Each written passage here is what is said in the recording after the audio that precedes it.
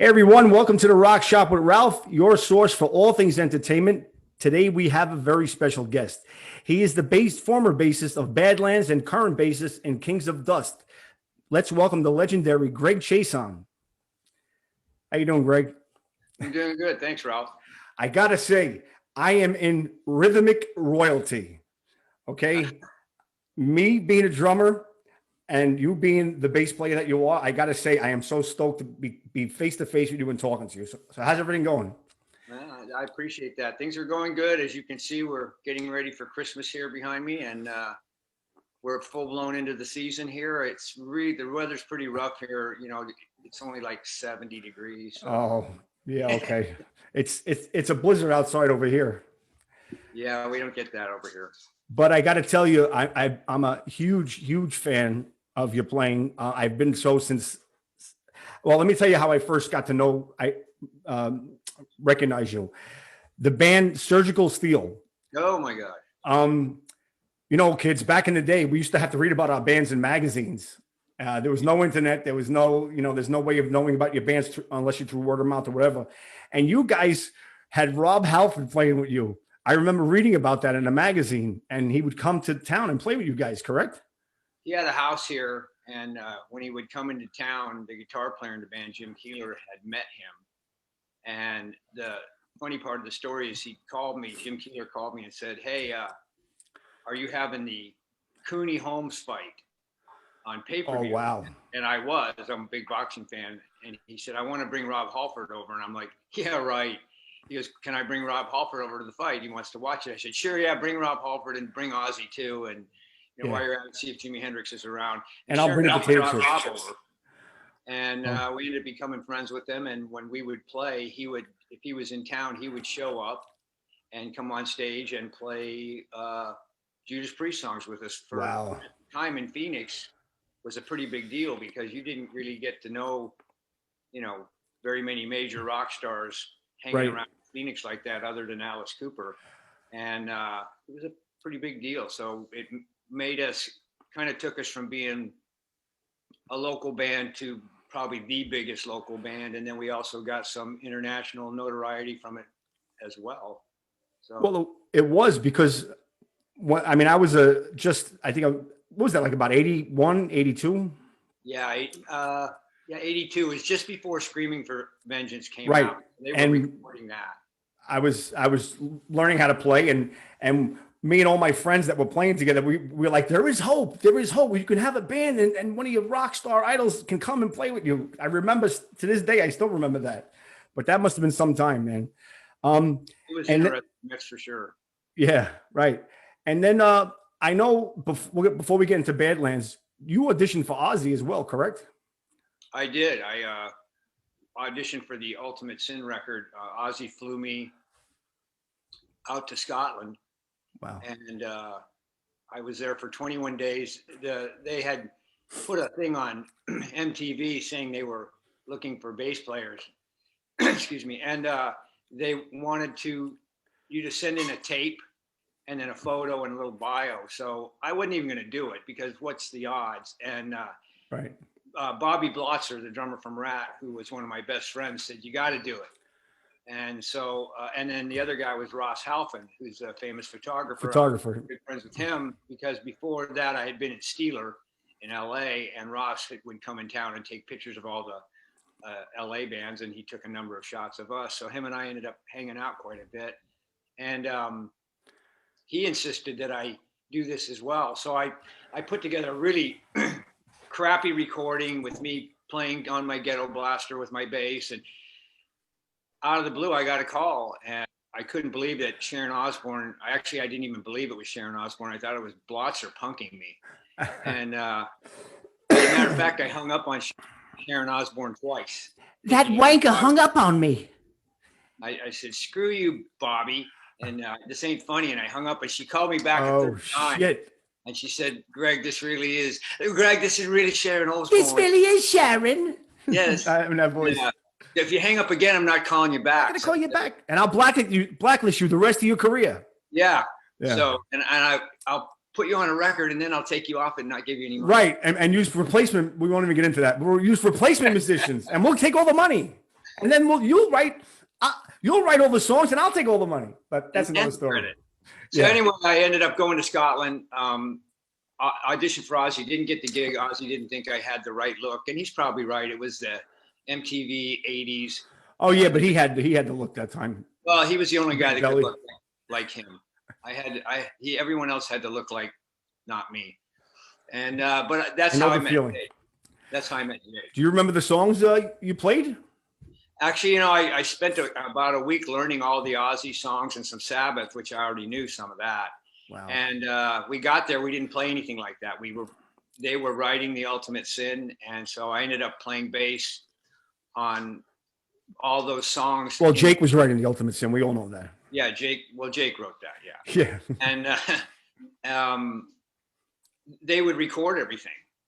And so the only thing that we did that was kind of very Jake style is him and Castile would jam just on oddball riffs and grooves and vibes and this and that, but it wasn't like any kind of song ideas that I know of.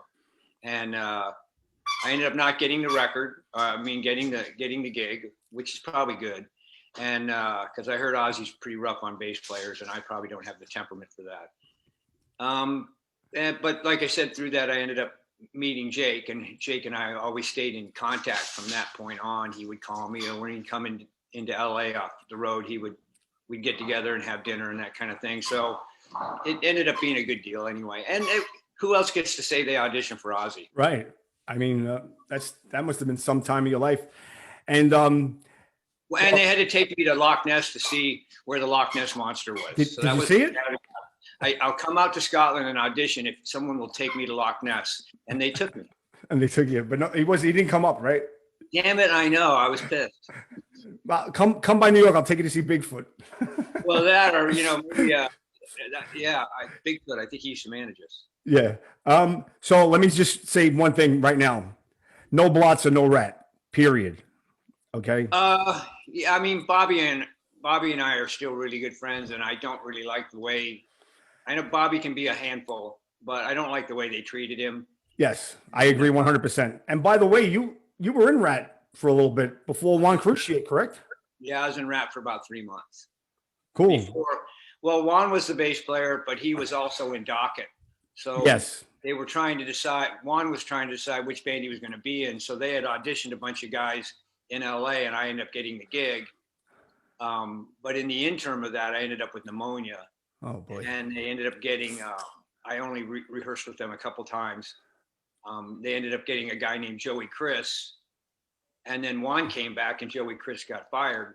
So I probably, if I had been in Rat, I probably wouldn't have been too happy about that, because they told me that their first choice was Juan, because he had played on the EP was coming out, that the one that has Back for More and all that on. Yeah. So he was on that, and they wanted him to be on that. And he sings very well, and he sings those high notes. Steven needs that, I guess. He can sing, and he's a good bass player. But I mean, Bobby should be in Rat. Absolutely. No blots and no Rat. Period. I say. And then put Warren back in Rat too, damn it. Yeah, I mean, I don't know what the fuck Steven's thinking. Was it just he wants to take all the money himself, and him and Juan are the only two? Yeah, I know Steven some, and he's always been nice to me. And I don't know what I mean, obviously you hear all the stuff on the internet. I try not to get too involved in it. You don't know. You don't know the truth. But as a fan, Greg, and I know you're a fan as well. You see these versions of bands up there. They have one player, and everybody else is replacement players. I mean, it's not authentic, and especially the way Blotzer plays the drums. That is attributes to the Rat sound. I mean, really, there's nobody else that can play like him. Period. Bobby, from my kind of perspective of Bobby is he's a very musical drummer. So he's not only rhythmic, but there's and I don't really know too many drummers that do that, where it's not a rhythmic sort of thing. It's almost a musical kind of a concept, and I always enjoyed that. And he's a great drummer. Yes, Bill Ward calls it orchestrational drumming. That would be a very good description. Yeah, and I agree 100%. He plays a lot on the snare when he's singing. Bill's kind of like that as well. Yes, Bill Ward. Which brings us to Badlands. Yeah. I got into you guys. I have to tell you, I seen you on tour with Tesla and Great White, Yep. and you guys were on there. And I have to tell you, there was two bands that were the loudest bands I ever heard in my life. One was Motorhead, and the other one was Badlands. We were really damn loud, right? You guys were louder than the first act. Well, the reason why is because those bands had very low stage volume, and then their sound man kind of ran it through the house. Badlands had ridiculously loud stage volume. Our sound man was the legendary Night Bob, who had been Kiss and Aerosmith and all these, Ted Nugent. He'd done all these really famous bands, and they did it really loud off the stage. So Badlands was the same way. We played super loud off the stage, and Night Bob had the acumen to actually make it work without saying, "Hey man, I can't do this unless you turn down." We were super loud. And to be perfectly honest, that's the way Jake and I really enjoy playing. Even my time in Red Dragon Cartel, we were pretty loud, not as loud as Badlands, but we would regularly clip about 130 dB. Wow. The only way to play. And I'll tell you, you guys blew me away. And I got to say this. Yeah, in my time as a fan, there's only 4 bass players that I can tell you that I know who's playing right away. First one, Geezer Butler. Okay. Second one, Tony Franklin. And I'm gonna throw you right in there. And Greg Chaisson. The rhythm section on those Badlands records were way up here. I mean, the best. And I mean that as a huge compliment to you. Well, I appreciate that. And anytime my name's mentioned in the same sentence with Geezer and Tony, I'll take that. Yeah, I mean it's two of my favorite bass players. Great. So what were your influences? That you just mentioned those two. Do you have any more? Bands as well. Well, I mean, I'm like everyone else from my generation. You could go Deep Purple, Sabbath, and Zeppelin, and then my favorite all-time band is Humble Pie. Oh wow. Steve Marriott, Franklin. Yeah, and I like the version with Clem Clemson as well. Really old ZZ Top, vintage ZZ Top, vintage Grand Funk. Wow. Vintage, Free. All bands from that era. My favorite bass player is John Entwistle from The Who. I'm a big Who fan. I'm also into Martin Turner from Wishbone Ash, Tim Bogert when he was in Cactus, Rob Grange on the first 2 Amboy Dukes records that he was on, Call the Wild and Tooth Bang and Claw, Jimmy Randall from JoJo Gunn, on and on, Greg Ridley, Andy Frazier, Geezer. Yeah. And the list goes on. In the 70s, in the late 60s and 70s, there were a ton of bass players that played kind of that melodic bass player style that I play. It wasn't just, pedal along on the A. Just pedal on the E or the A, right? Yeah, you were actually allowed to create counter melody. Oh yeah, and you hear it in your playing. I mean, I mean that as a compliment. I'm telling you, I know I can listen to a record and I can say that's Greg Chaisson playing. Well, I appreciate that. Now, those songs on the first album, I mean, we know about the Dreams in the Dark. That was like the big MTV hit. Any other favorite songs on that album that you had? Well, I like High Wire, but who doesn't? And my favorite track on the record is probably, I like Rumblin' Train, but live, I like the way we did it live. But my favorite track is probably Ball and Chain. Wow. Yeah. Hard Drive was my favorite. Dream, the whole record. And I love them all, but my second favorite would be Streets Cry Freedom. I love that song. Yeah, great song. That record's weird because we wrote half of it and recorded it in LA, and the record company didn't hear the hit they wanted to hear. So they pulled us out of the studio and they brought Jake and Ray to New York.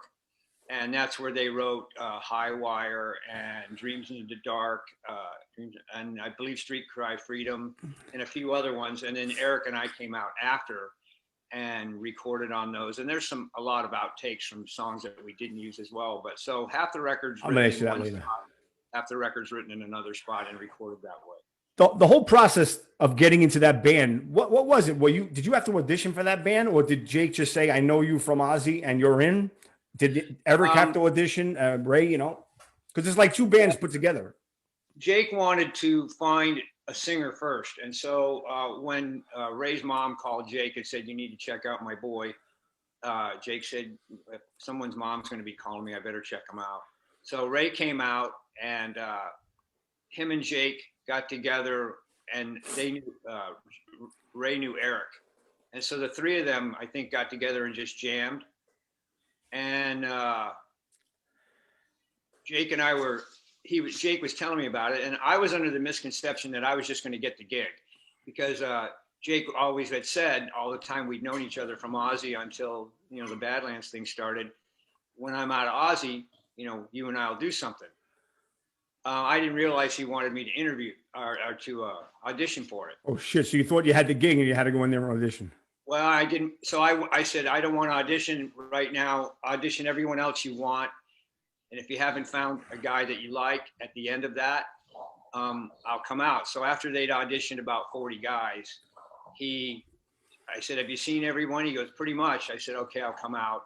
And I went out and auditioned. And, you know, Jake and I had played together for those 3 weeks in Scotland for Ozzy. So he kind of was familiar with what I did, and I was kind of familiar with what he did. Although the direction that Badlands took was a lot different than you were saying about Eric. Eric did an audition. Jake liked his playing right off the bat. He liked Ray right off the bat, but he also liked Eric. So they decided to work that out. The only guy that actually auditioned was me. And, you know, Jake kind of explained it to me later. He always wanted me to have the gig, but he wanted me to audition because he didn't want it to seem like I got the gig because him and I were friends, because everyone knew we were friends. Right. And at the time, I didn't realize that. And then once he said that, that actually makes sense. So I had to go out there and slug it out with 40 other guys. And I actually auditioned 3 times. Wow. And Jake liked the way I played. And I, of course, liked the way those guys played. And I liked the material they were coming up with. So I was pretty damn happy. You know, when that album came out, it was like just the start of the fucking quote unquote grunge era, you know, and that album was so awesome. And then, you know, it seems like you guys were building up momentum, and then it kind of like cut off, you know? Yeah, I mean, the first tour got cut short because Ray got pneumonia, so we were going to still be going out on the road. There was talk of us opening for AC/DC, wow. And there was some other, possibly Van Halen.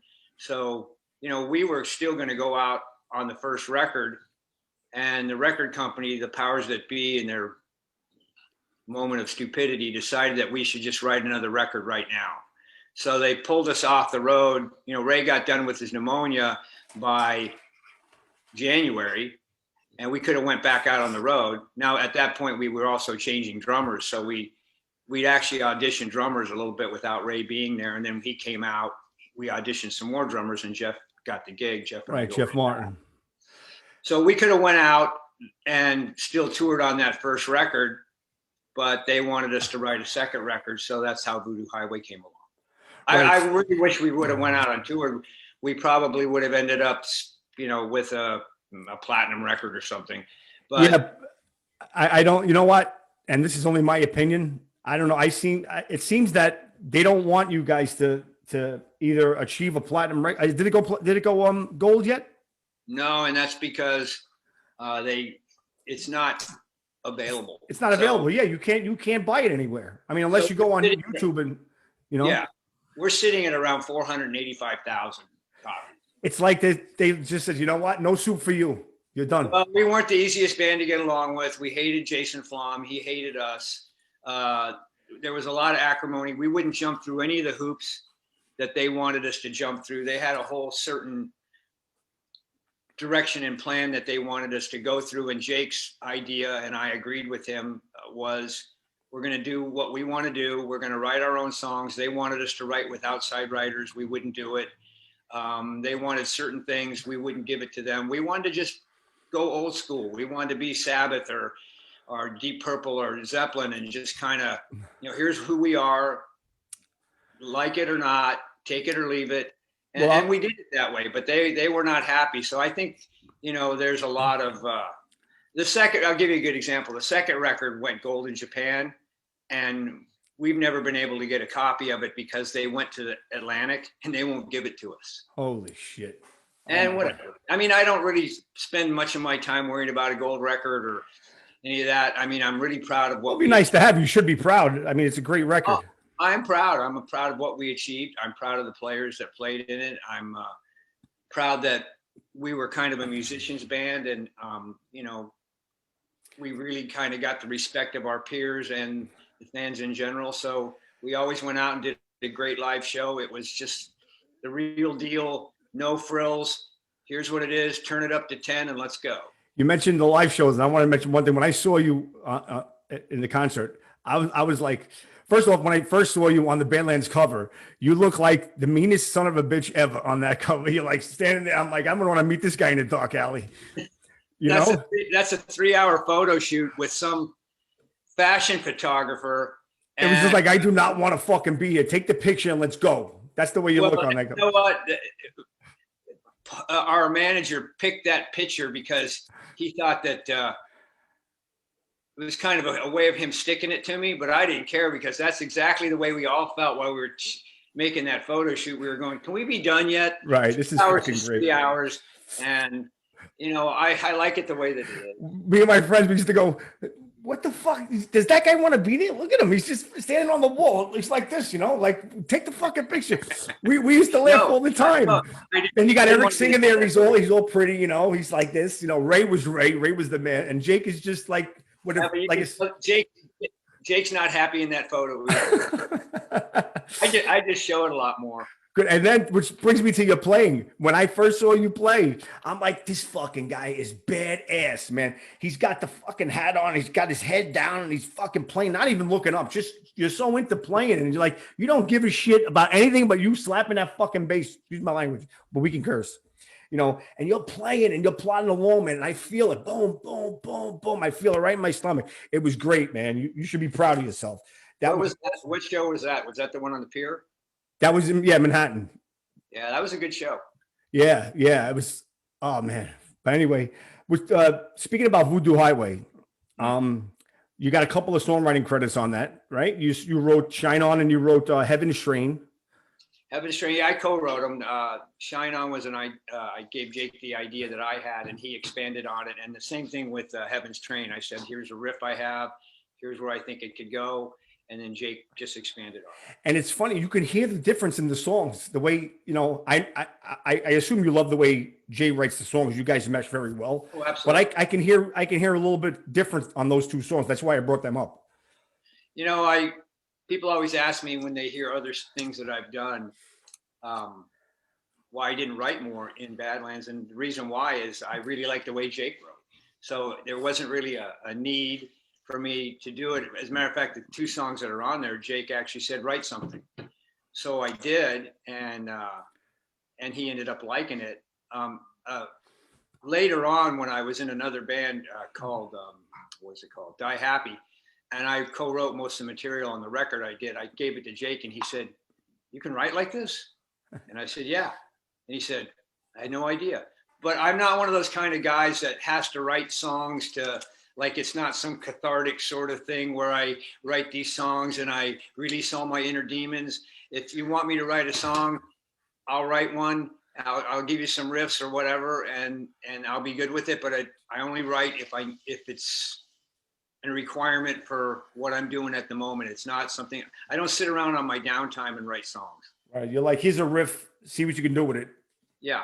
You got carte blanche. My favorite song on there has to be The Last Time. I mean, that is an awesome song. We actually wrote that for the first record. Jake actually had that song pretty much completely written when we first got together. It's the first song we ever actually tried to work on as a band. Wow. And it ended up, I can't exactly remember why it didn't end up on the first record, but the version we did for the second record is superior anyway. Wow. And you know, that's reminiscent from like 86 Ozzy with that riff, the way he was playing. You know, that's great. And then you had Jeff Martin was in the band at that time.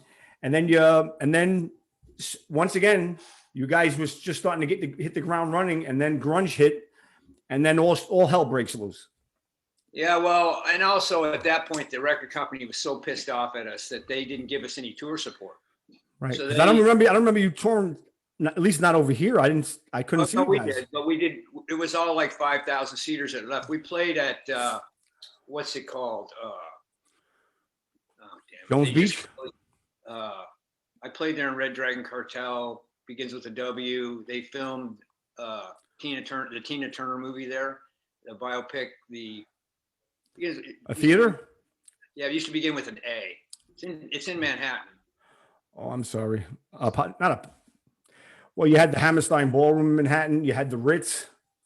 Uh, it was the Ritz. It could have been the Ritz. Yeah. We played the Ritz. We played there twice. We kind of went out on our own. So without tour support, we It's hard. basically paid. We didn't have a tour bus, and we paid for it ourselves. And me and we had a road manager. We kind of advanced the tour on the kind of down low, and we ended up coming back home from that tour with actual money. So, Hence, it's called the record business. If they want to get you, they're going to get you coming or going. well, we knew they were like I said, we just would not Adhere jump. to their wishes. We wouldn't jump through the hoops they wanted, and you know what? I'm fine with that. I mean, could we have been more successful if we done what they asked? I don't know, maybe. But my whole deal was I never became a musician for the money. I wanted to be able to, at the end, look at myself in the mirror, and besides going, "Oh God, is that me?" I'd be able to say, I did it the way I wanted to do it. Jake was the same way, and one of the reasons he and I are still friends to this day is kind of the way he approaches music is the same way I do, and it wasn't something that I did to be friends with Jake. That's just the way I approach it. I'd rather take the hard way than the easy way every time. It's more rewarding. It's more fulfilling. Yeah, when I saw him play, he just comes out, comes out all disheveled. He's got his cigarette in his mouth, puts it on and just starts friggin' playing, man. One of the best shows I've seen in a long, long time. He's I a see. great player, great guy. And I did 4 months with Red Dragon Cartel before I got cancer, and I enjoyed my time playing with them. We hadn't actually played together since '92 or something. 90, I don't remember what it was. Back in the early '90s. And it was just like it was the day before yesterday. It was kind of like Groundhog Day. Jake and I get together, we start playing. It's just like it's the way it's supposed to be. Right. That the last out. I mean, you mentioned Red Dragon Cartel. I was going to get to that, but obviously you lost your record deal, and you did a demo for the album Dusk, which I got to tell you, I love this album. This album is so live sounding. It's like it's actually almost like a live done live, and it's some of the best stuff that you guys did. Even though I know a lot of this stuff was scratch lyrics, and I've heard you say that before, but for an album that was just like put together real quick, I think it really holds up. It's my favorite of the three, and it basically is live. There's no overdubs. The only overdub on that record is Jake and I. Jake, when we mixed it back in the late '90s, he said, "Let's put background vocals on here. I want to hear what that sounds like on Sun Red Sun." So him and I sang the background. One of my favorites.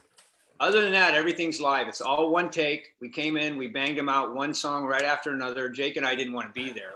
We were going on the road in like a couple days, and he wanted to spend time at home with his daughter, and I wanted to spend time with my wife. And so we weren't really keen on going to the studio. They called us and said, "Hey, you got to come down here to Goodnight LA. We're going to record all these songs." And we were like, "No." They said, "No, you got to do it." So because we liked our managers at the time, Tom Hewlett and Eddie Wenrick, we agreed to do it. We came. Oh, he managed Warren too, didn't he? He did manage Warren. Yeah. And the Beach Boys and the Moody Blues. Yeah, a lot of people. Other people. And so we went down. Jake and I were very stubborn. The engineer hated us because he wanted to spend some time getting our sounds. And Jake said, "No, here's my sound." I said, "No, here's my sound." And that's we recorded it in one take. I literally, Jake and I might have been there an hour and a half. Then we left. We had some labels that were interested, but that were real interested, but it didn't happen.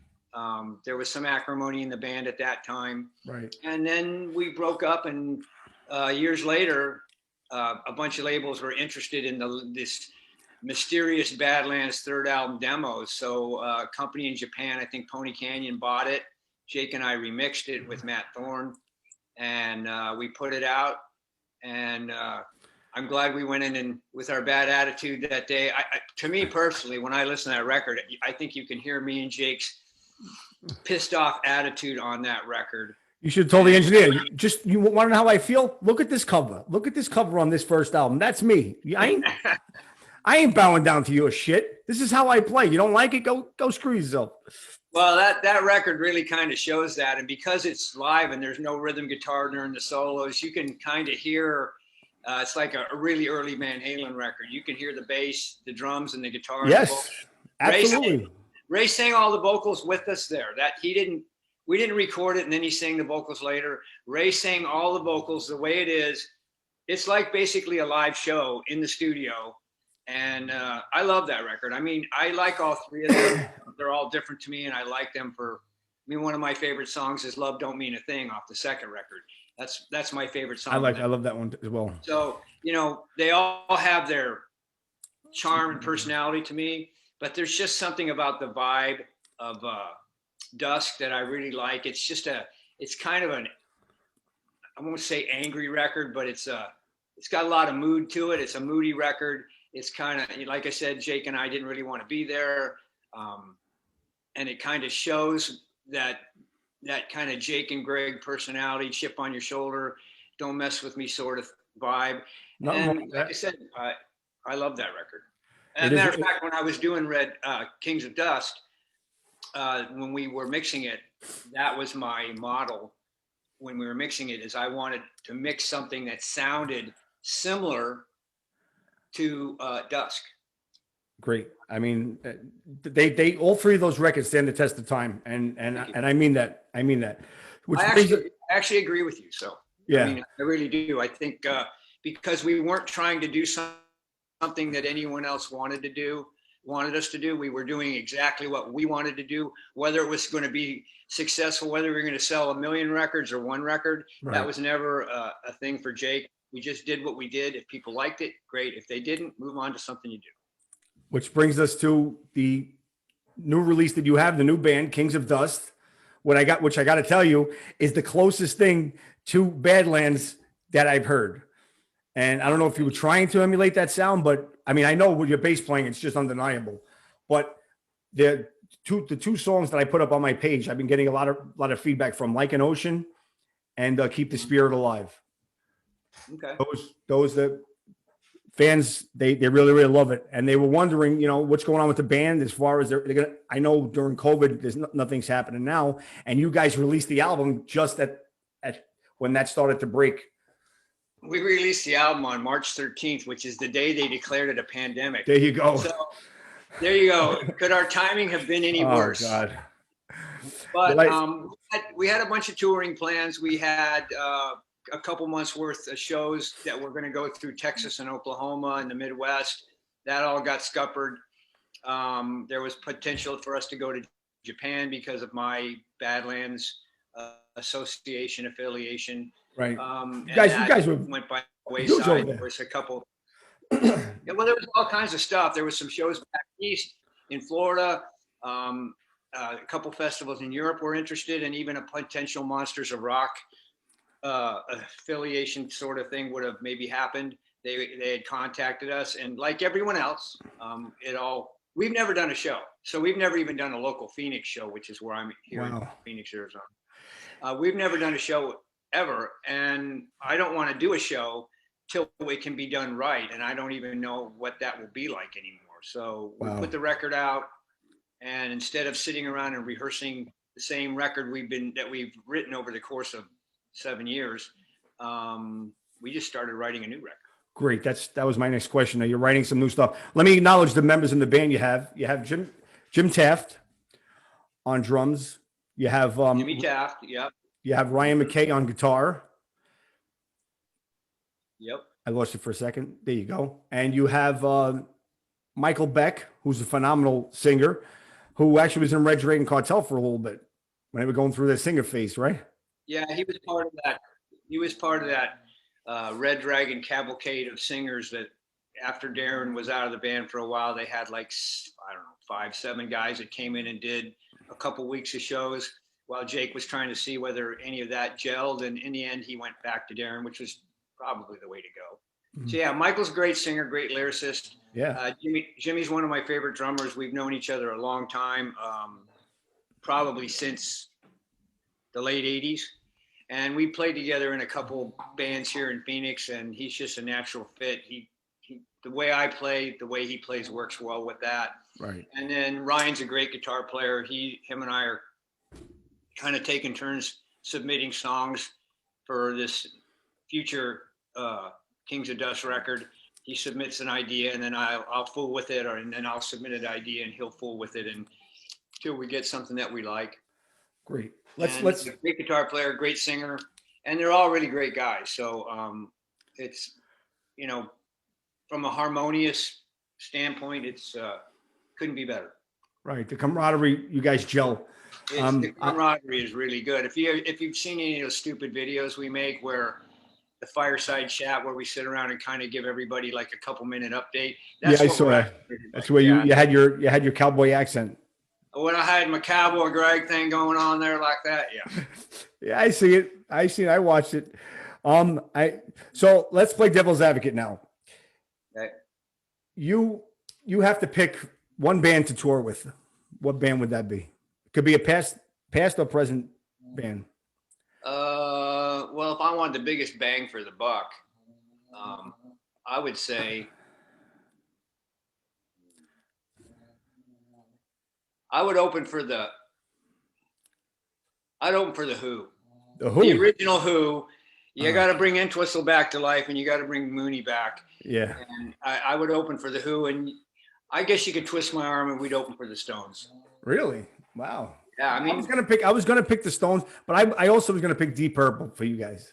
If you could get me with original Deep Purple, but they'll never bring Blackmore back. What's that? I said no. Blackmore's never coming back. It's known. They all said he's an asshole, and that's it. But he's my favorite member of Deep Purple, so you can call Richie anything you want, but his integrity. Now there's another guy. His integrity means more to him than he can make a ton of money going back and playing with Deep Purple if that could be worked out. But his integrity means more to him than the dollar sign, and I admire that. Did you see the Purple shows from 2 years ago with Ronnie Romero when he went overseas? Not Purple. I'm sorry. Rainbow. Yeah, the Rainbow stuff. Yeah, I saw some of it. Yeah, it's like he must have got paid very well to do that because he's never brought Rainbow back. There was talks with Ronnie Dio going back right before he passed away. May he rest in peace. But nothing ever materialized. I think Richie really dances to his own drummer. I think he's really happy doing his medieval sort of thing that he does, and obviously, his wife is involved in it. And Blackmore's Night. Yeah, and he's happy with that. He seems happier than he's ever seemed to be. I mean, there's pictures of him with the Rainbow stuff, and even pictures I follow him online where he's actually smiling. So he's got a couple young kids, and he seems to be in a good place for him. Why go back to? I know him and Ian Gillan don't like each other. Why even bother?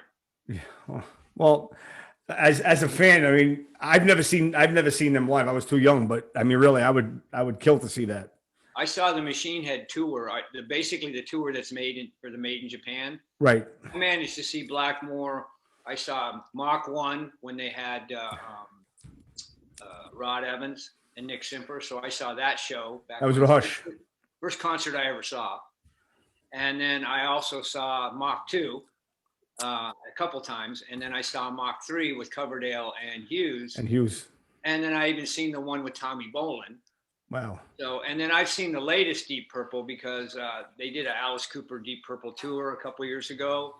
And I always go to see Alice play. And I saw Deep Purple. I think Steve Morse is a great guitar player, but when I hear him play, it's not Blackmore. It's not Blackmore. Sorry. It's just not Blackmore. Speaking of Alice, have you heard his new song that he just released? No, I have not. It's like nothing he's ever done before. You should check it out. I will. Yeah, he's one guy that never ages. I mean, he looks the same like he did back in '73. Yeah, you know what? You're right, and his energy on stage is ridiculous. I mean, when I've seen that tour 3 times because I'm friends with one of the guitar players in the band. So whenever they're going to be in town, I hook up with him and we go with Ryan Roxy.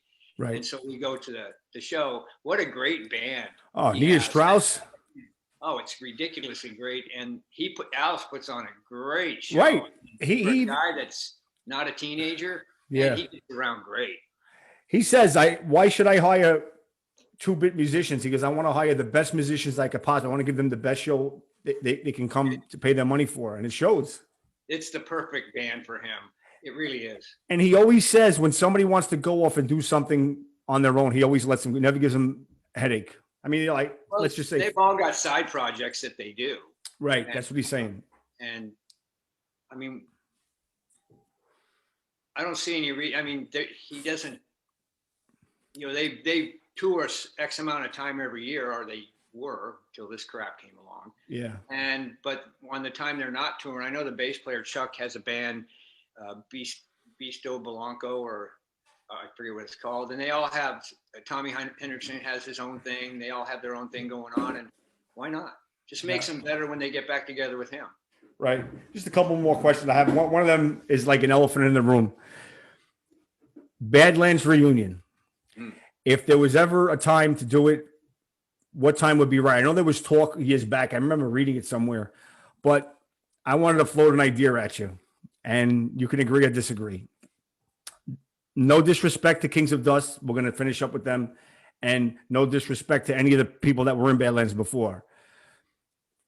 A Badlands reunion. You're going to have you and Jake. I say Brian Tichy on drums. I'd have no problem with Brian. And how about John Corabi? John's a great singer too. I mean, they both played in Dead Daisies together, and you guys played, obviously. I mean, Brian and I are friends. I've done a couple records with him just in studio projects. Great drummer, one of my favorite drummers. He's a huge Zeppelin fan too. Oh, big. I don't really know John. I don't even know if we've ever met, but I like his singing.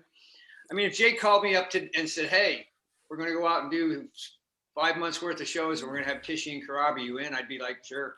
Right. I mean, to be honest, my main interest to play in that situation would be to be able to play those songs again and be able to play with Jake, because I really enjoy the musical association, and we're still really good friends. So, and if I went and did that, if that ever happened, and I don't think it ever will, but if it ever did, if Jake called me and said, "Let's go do it," I'd say, "Sure, let's go." And he'd still do Red Dragon Cartel on the side, and I'd still do Kings of Dust. I mean, they're, like you were saying about Coop, he has the Cooper thing, and then those other guys do whatever when he's not working. That's how I would work that out with this, and I'm sure that's how Jake would as well.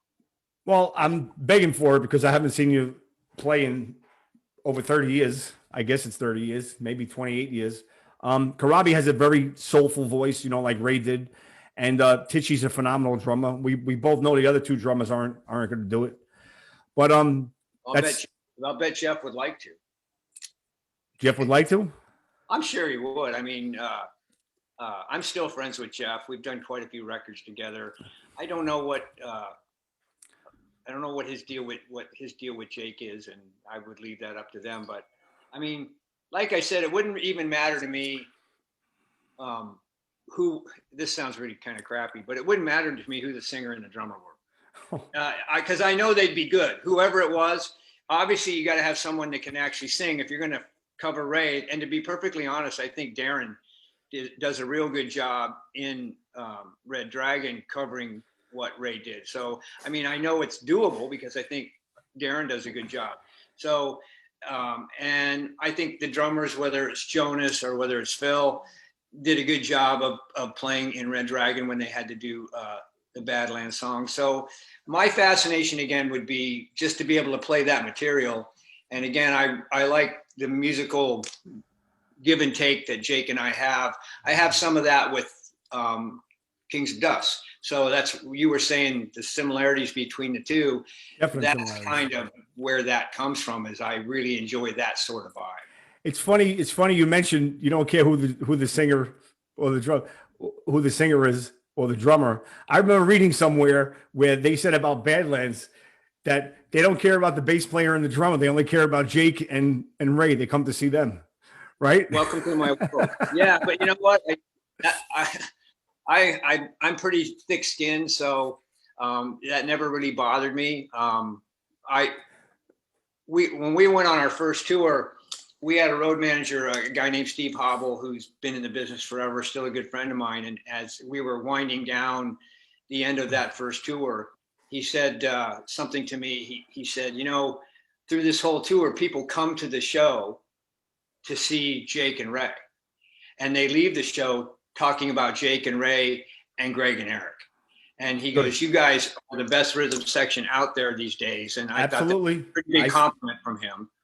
And, you know, where people, I would expect people to come and see Jake and Ray. And if they walk away saying, wow, and the rhythm section, even if they don't know my name, I mean, the dude with the cowboy hat, probably with the puss on his face, the guy with the puss on his face on the record. The guy with the bad attitude and the cowboy hat, he can play too. So I could live with that. Well, listen, I'm a drummer. I know what it's like to be in the background. I know how it is, and we take a lot of shit. But by far, one of the best rhythm sections I ever heard was you guys, and I mean that. Obviously, I don't really care about that. The whole whether anyone notices me, because I spend the first half of the show doing this. Yeah, that's what I'm saying. I watch it. I'm like, look at this guy. Your hat is down to here, and you're playing like this, and I'm like, that guy is a bad motherfucker, man. You know how many photographers said? You know how many photographers said to me, "Hey, can you lift your hat up some, and so we can see your eyes?" And Jake would just say, "Don't tell him to lift his hat up. He likes it the way it is. Leave him alone." There you go. I was fine with that. I mean, I really enjoyed the association in the band, and I enjoyed the notoriety of it, and you know the fact that it still gets a lot of love and respect, and I get some of that as well. Right. But that was never the main focus for me. Yeah, you weren't one of those pretty boys, but I can tell you won over the fans because when I saw you and I'm like, this fucking guy, look, he's playing with, but then once I heard you play, when I left it, I'm like, that's by far the best rhythm section I ever heard. Period. I appreciate that. Yes. So we're gonna wrap this up in a little bit. Anything we got on the horizon besides recording with Kings of Dust? I mean, we're in the writing phases now, right? We're in the writing phases. We've got about a dozen songs written for the next record. They don't sound exactly like the first record, but they're a good natural progression to the second record. Like I said, the playing on it is top notch. Those guys are all great players, and I couldn't be any happier with that. Regardless of whatever I would do, I would still always do Kings of Dust as well. It's kind of my baby. Good. And I'm happy with that. I've got a project coming up. I think I just got asked if I would play on a thing with a friend of mine, Mike Inesco, and a guitar player, and David Reese. He used to sing and accept. Yeah, and now he has his own band. He's in Europe, and I was asked if I would be interested in playing on this potential up and coming record, and I'm just gonna get the cat out of the bag here, whether they wanted it or not. So there's a possibility if this does happen, I would do the record. I don't know what the 411 is on the rest of it, because who knows when touring is going to happen. I know, man. Thank God I don't need to be a musician. Well, I have a lot of friends of mine that this is where they make their money, touring. Yeah. And, well, you don't make it in the business. Do that. Well, I would hate to be at the point where I have no shows. How am I going to pay my rent? Right. I have an outside job. I run a guitar store here in Phoenix. Bizarre Guitar. Bizarre Guitar. I've been there over 5 years. Ask for Greg. He'll give you a deal. Yeah, that's right. Come on down. It's a big store too. It's 6,000 square foot store, 1,500 guitars and basses. So I have that. That's my gig. And anything else I do is kind of off the side of that. And so I'm happy that I don't have to. I feel bad for guys that have to make their money playing even local gigs, because I have guys that work for me that they play in like corporate bands. All that's gone. And who knows? It might even be another year. I don't know. Well, we just got the vaccine. Let's see what happens after that. But I don't even think it's going to realistically get back to normal. Maybe summer, maybe fall next year, if any. I'm thinking at best case scenario, sometime maybe this summer, but who knows? Yeah, I know. When that does happen, Kings of Dust will go out and play some shows. There's a lot of people that seem to want to hear it. I tell you, the fans on my page that they respond to it. What I get from it, well, I know what I get from it. What they're telling me is that they sound, it's like a 70s Deep Purple where, mid song you're going off on a jam and you're jamming for a while. The song starts out, then you go into a jam, then you come back. That was on purpose, right? Oh, absolutely. Yeah. Absolutely. I mean, that's similar. You were saying the Badlands thing without me trying to write something that sounded exactly like Badlands or trying to put a band together that was like Badlands, because I don't think that's even possible. But my influences are the same as Jake's in a lot of ways. And the way that he approaches song structure is similar to how Ryan and I do it, and the way that it ends up being in the band in King. So it's just, that's the kind of music I like. That's the kind of music I listen to. We were talking about Badlands ever getting back together, again, that's the fascination of it, is to be able to go out and play those songs or whatever new songs we may have come up with, to go out and do those, because they all kind of are, they don't follow any formula. Badlands never followed a formula. Kings of Dust doesn't follow a formula. I'm not trying to write a 3-minute hit song. I'm writing whatever's in my heart at that moment. You're writing a 7-minute epic. Yeah. If you get a chance, when you said you had a couple songs up on your website, put the most popular song on the record is "Yeah, That's Me." Yeah, I had that one. Yeah, that's very Van Halen sound to me. To me, it was me. I wanted to kind of channel the Stones, so I wanted to kind of have on "Yeah, That's Me." I wanted to have this kind of brown sugar, not honky tonk woman. Yeah, brown sugar.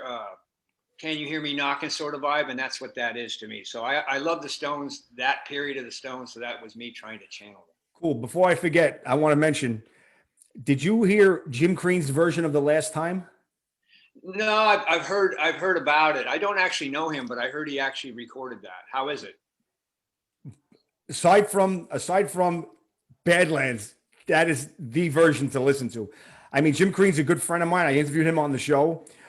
He's got just 2 local guys playing with him, and the guitar player on that I thought he had Jakey Lee playing, but his vocals on that are impeccable.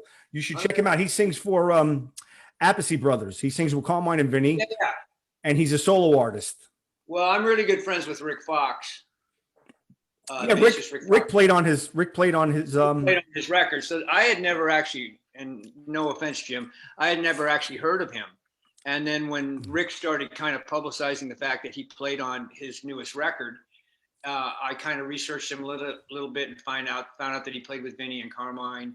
And then there's a lot of other people on his last record that I know or know of. He's got a who's who. I think he's a great singer. He's a great singer. I mean, but I just want to make sure that you knew about that. It's on my page as well. Message him on Facebook. Maybe you can get on his. Maybe you guys can do something together. Well, I'll tell you what, Jim, if you're listening, I like your record and you sound great, and good luck with everything. There you go. We have it. Something in the making here on the Rock Shop with Ralph. But I would love, maybe you could do another Badlands song. Maybe you could do High Wire. I'm always down for whatever. If whatever's interesting, I'm down for it. But I just wanted to make sure that you knew about that. And lastly, where can we find Kings? You're on Shock Records, right? Shock Records. We have major distribution with it. So if it's not at your local retailer, ask for it. You can find it on KOD.band. Mm-hmm. And it's also downloadable off there now. We waited a while. We had some issues getting it downloadable. So you can now download the record as well. And if you wanted to go on the Kings of Dust Facebook page, it's on there, or send me a message on Facebook. Apparently I'm on there a lot. Yeah, he answers. And I was going to say, I'll answer your question. Yeah. Well, Greg, I got to tell you, man, my Sunday is complete now. I talked to the legend, Greg Chaisson. Well, I appreciate that. And my daughter gets a big smile on her face whenever you say that. So I appreciate that. And you raised 2 wonderful kids. You should be proud of yourself. Thank you. I am. They're great kids. And by the way, a great baseball player, 62. What's that? I didn't want to give your age away, but you're 62? 67. Holy shit, 67. I'm sorry. 67, and he's playing like a 30-year-old. I watched him play.